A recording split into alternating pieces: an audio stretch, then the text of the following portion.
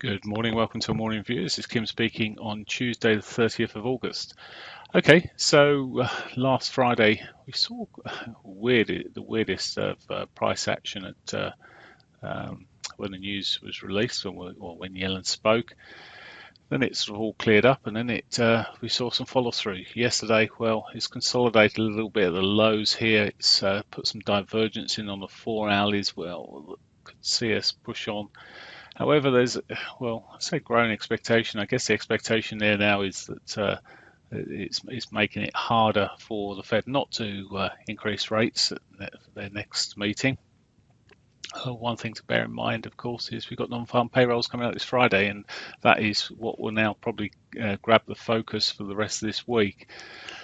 Maybe giving us some quieter days, as we saw last week, where we saw consolidation of quite long range periods before sudden moves. Anyway, the euro, it really, with the lower highs in, etc., it errs towards the bearish side. On the dailies, as I said, on the 4 hours, we've got this divergence going on. Already hit the daily pivot, so really.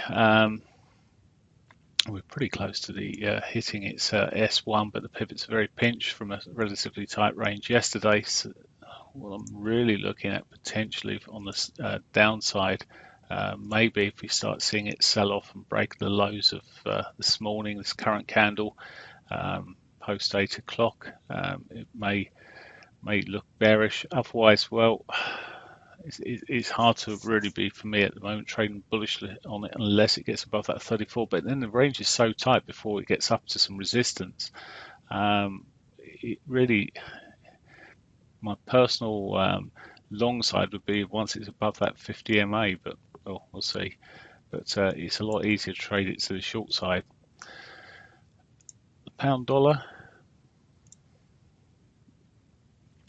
Well, yesterday put in that doji, looked like it closed a gap, early morning gap that was sitting there, and really it's looking relatively bearish at the moment. Although again, looking at the 4 hours, we do come down and hit last week's lows there. It would give us divergence, not necessarily an immediate trade, but certainly something to be wary of. Now, of course, on the 4 hours, the divergence can run for quite some time. The price can run some way before it sort of breaks and where's the divergence out effectively. So it's got potential. It's also very close to Friday's lows here, but just bouncing at the moment off the daily S1 area. If it can gain any momentum, well, from a weekly basis, I've still got an erring of bullishness, but it's patience is running thin. Coming back to the dailies here, we put a daily pivot swing in there, break of the lows there, really make it a bearish candidate for trading, and it's a bit similar to the euro in effect. Just looking at the lows, just whoops, not very well put, but across that, almost there we go, across that area becomes more of a bearish candidate, although I'm wondering if we'll see a bit more of a consolidation phase run through. Okay, that's the pound. Let's look at the dollar yen. So looking at dollar yen, and we've got this bit of a continuation move up there. There was talk of the Japanese wanting to do some intervention again. Figures have come out too good for them in a sense, which obviously pushes the yen down on each occasion. But well, we'll see if it can hold. Again, we're getting close to having a divergence on the 4 hours. If it breaks into the highs, maybe run into that weekly R1 sort of area. Just looking at the 60-minute time frame, well, it does look bullish, really. Effectively, lower highs pushing in.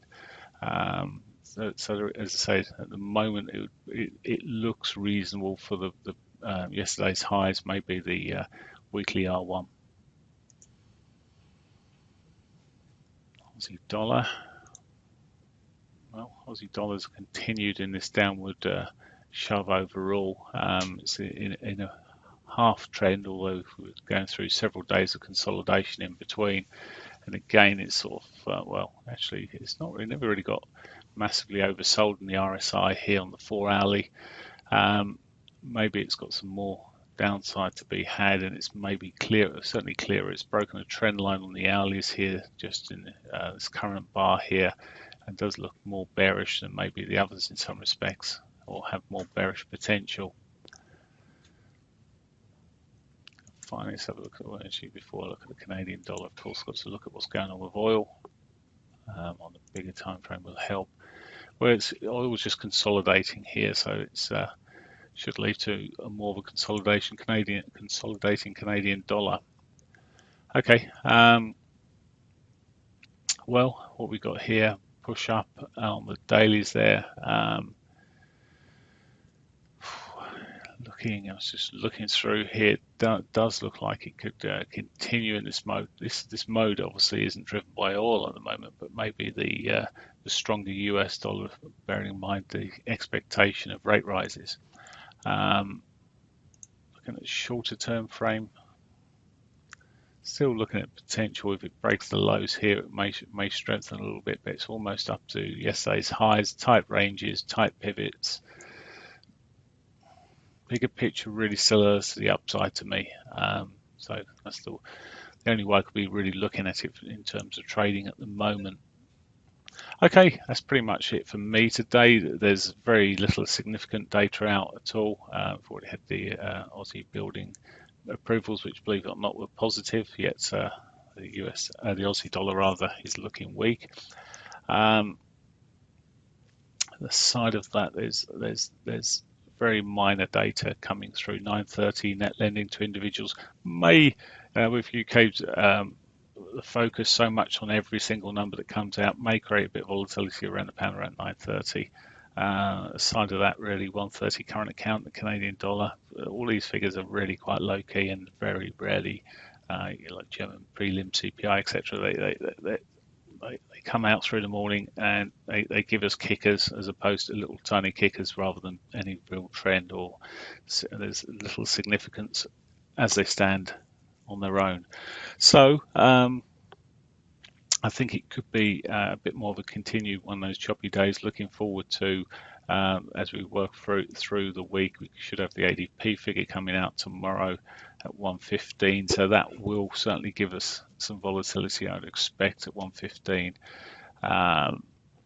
There's not a lot more else from there. So it really is sitting around. I'm just running through the week now in terms of what's coming out day by day. And some Chinese figures coming out 2 o'clock rather, on the 1st September. Then we got the manufacturing PMI. So we've got some data coming out on Thursday, but certainly Friday is the big figure with the non-farms. Okay, that's it for me. Have a great one. Bye for now.